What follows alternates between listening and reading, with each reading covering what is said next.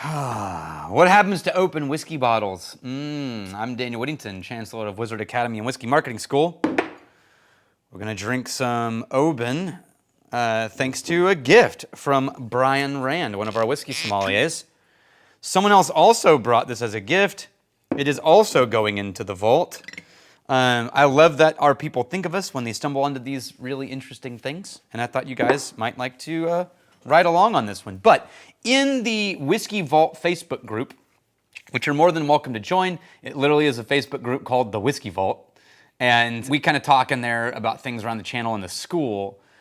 You do have to answer the questions. If you don't answer the questions, you will not be accepted into the group, just so you know.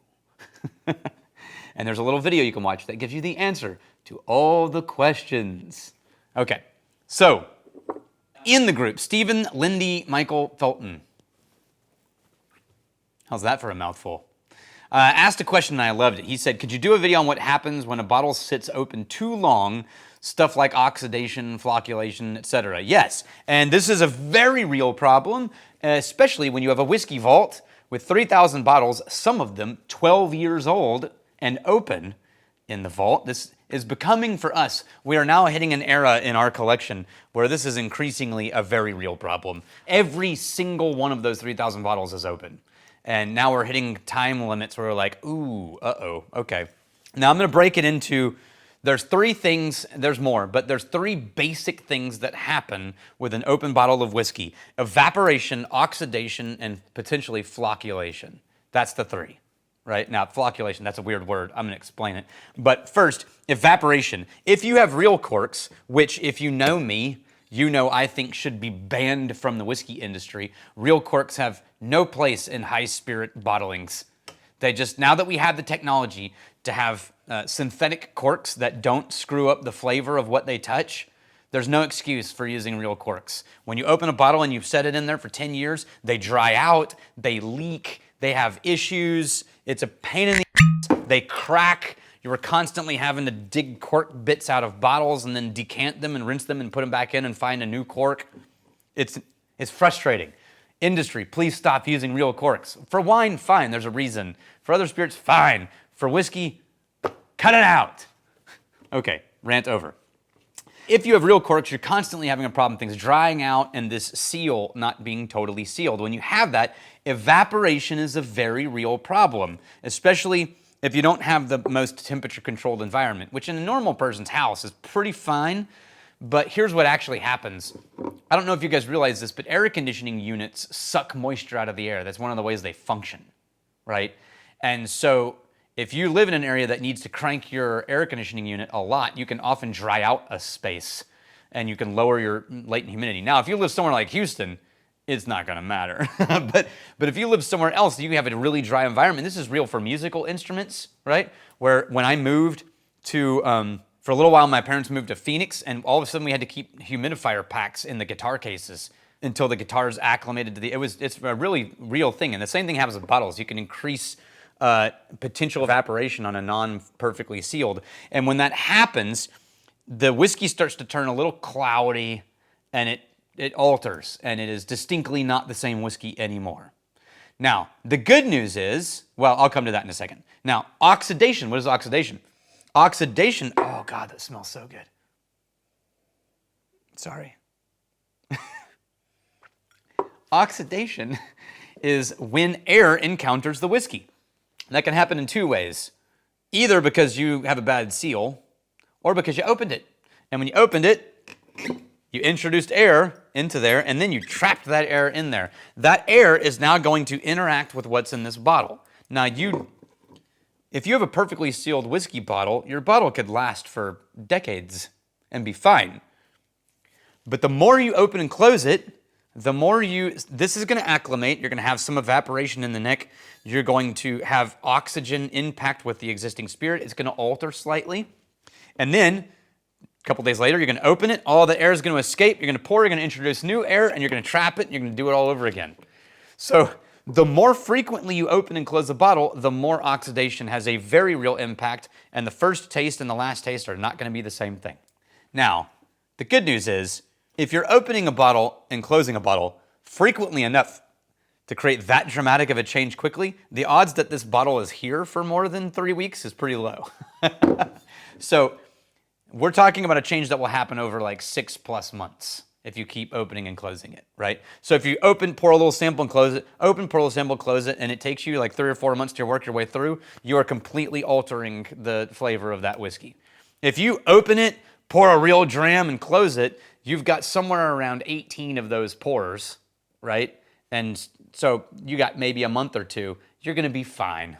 It will taste slightly different a month and a half later, but not enough that you would truly notice unless you're really nerding out on whiskey sensory analysis. The third one we're gonna talk about after we drink the whiskey, because it's a weird one, it's flocculation, and it's a different thing, a whole different character. This is Oban 15 Cask Strength Special Edition Oloroso and Palo Cortado finished. So these were European oak and American oak, then finished in Oloroso and Palo Cortado. This nose is a showstopper. It is mostly Oloroso to me, which is almond and amaretto and pound cakey. Dark, dried fruits, dried apricots.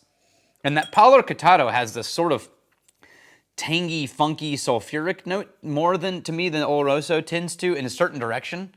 It's specific to my head. And I'm not getting a ton of that in the nose until it sits for a little bit, and then you get this sort of like sharp, funky note that kind of wheels in behind all the orchard fruits. And I think that must be the Palo Cortado. It's dark, slightly burnt, it's toasted. It's beautiful. Oh, man. Okay. That is a beautiful sherry cask whiskey. I love the palate. It rolls oak tannin, dark fruit, raisin bread, pastry, citrus. It's still going right now. This might be one of the most intricate palates of Oban I've ever had in my life. Now, my one small thought. This doesn't taste like any Oban I've ever had. If you had told me this was Oban, you would ask me to guess what it was on a blind, I don't think I could ever have pinpointed Oban. It's not in any grid in my brain where Oban is. I would have said it's definitely a Highland, not a Speyside, because there's too much earth and meatiness and not enough of some of the things I mark as Speyside. I would say it's definitely sherry cask dominated. And I would say it's got a little bit of a salty note, so maybe it could be a coastal whiskey of some sort. I would never have even considered Oban.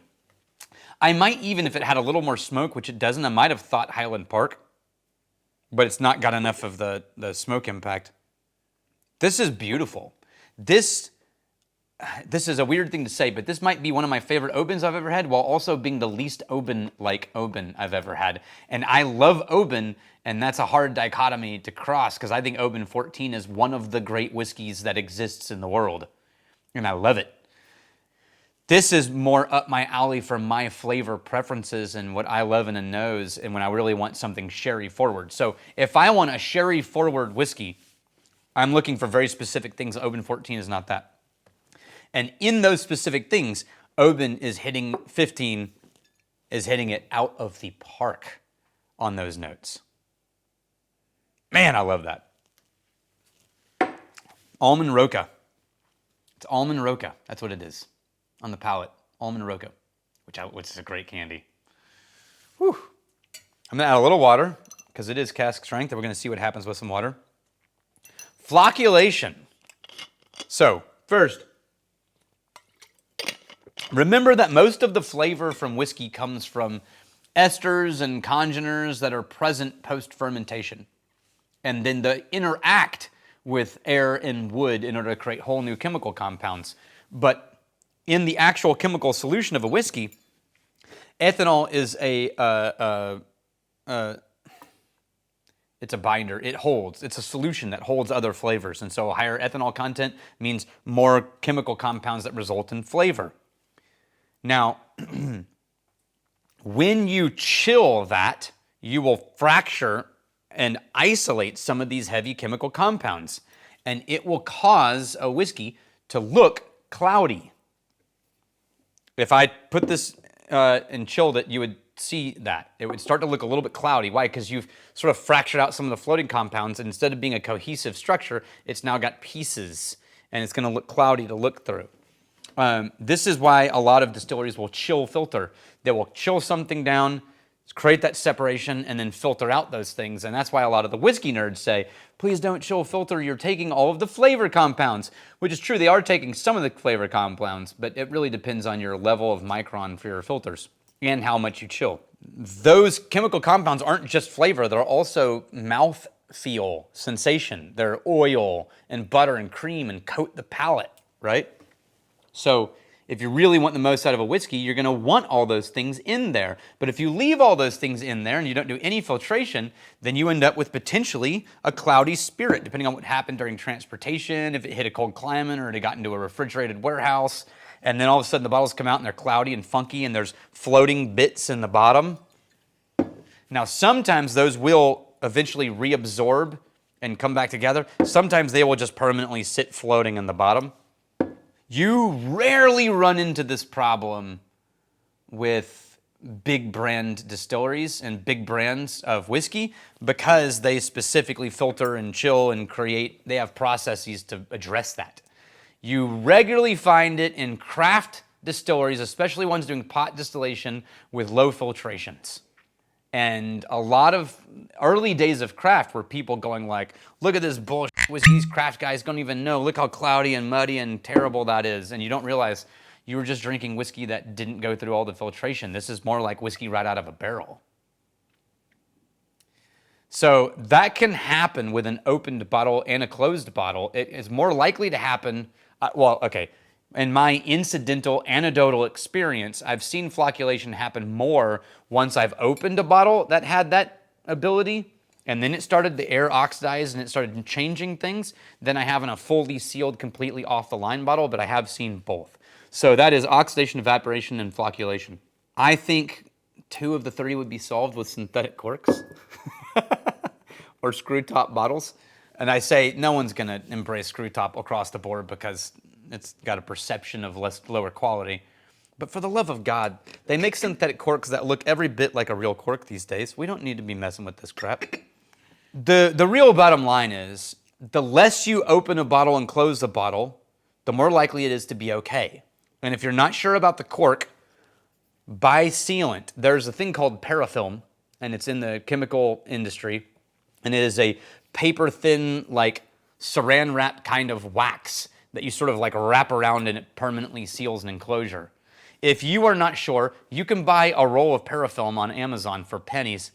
And if you have a whiskey you've opened, but you want to be absolutely sure it is fine for all time, wrap the top in parafilm and you'll have none of these problems. If you are going to actually drink it over 6 months to a year, don't worry about it. And if you have a dry cork, don't replace it with another real cork, replace it with a synthetic cork. I hope that's helpful to you. The nose, fruit bomb, way more on the cherry, candy, now a little raisin, apricot, peach. Son of a good whiskey. I'm really glad you're here. Look, cork industry has enough customers. They don't need the whiskey industry. They got wine guys, they got sherry guys, which are wine guys. They got all kinds of people they get the home crafters who want to do cork borgs and pin things to them. Whiskey industry, synthetic corks. Also, like and subscribe.